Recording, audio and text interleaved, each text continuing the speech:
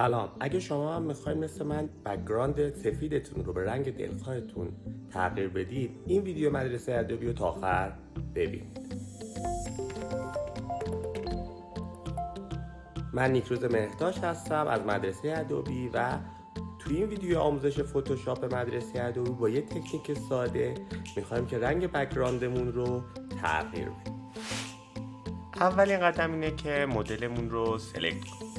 اگه فتوشاپ قبل از 2020 دارید میتونید از ابزار کویک سلکشن تول استفاده کنید. اگر هم که فتوشاپتون جدیده و آبجکت سلکشن تول رو دارین میتونید به لطف هوش مصنوعی ادوبی به نام ادوبی سنسی که به تازگی به فتوشاپ اضافه شده سوژه‌تون رو سلکت کنید. ولی راحت تر اینه که از نوار آپشنش روی سلکت سابجکت بزنید تا به خوبی این کار رو انجام بدید.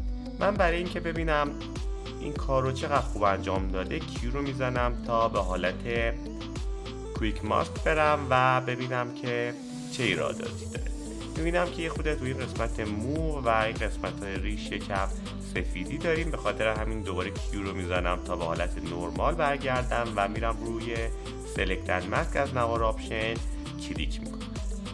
اینجا از سمت چپ روی نوار ابزار روی دومین براش کلیک میکنم و شروع میکنم به کشیدن تا این قسمت ها مشکلشون حل بشه و بک‌گراندی نداشته باشه. خیلی خوب، مطمئن میشم که آتپوت روی سلکشنه و اوکی میکنم.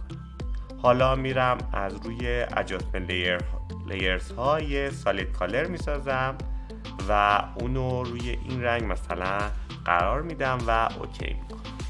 همطور که میبینیم به جای که پس زمینه قرمز رنگ بشه خود مدل اون قرمز شده.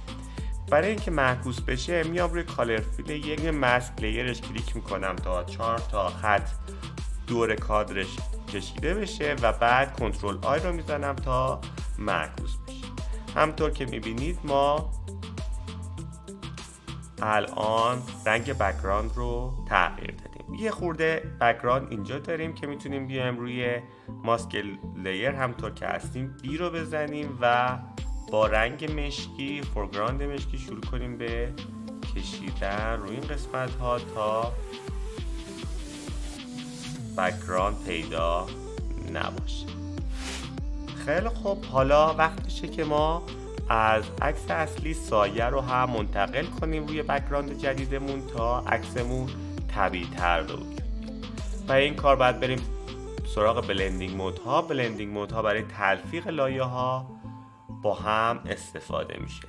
کالر فیل یک همطور که هایلایته میرم سراغ بلندینگ مودها و مولتیپلای رو میزنم تا سایه روی بک‌گراند جدید هم دیده بشه. امیدوارم این آموزش براتون کارآمد باشه. با لایکاتون توی یوتیوب به ما انرژی بدین و یادتون نره که برای دوستاتون هم این آموزش رو بفرستید.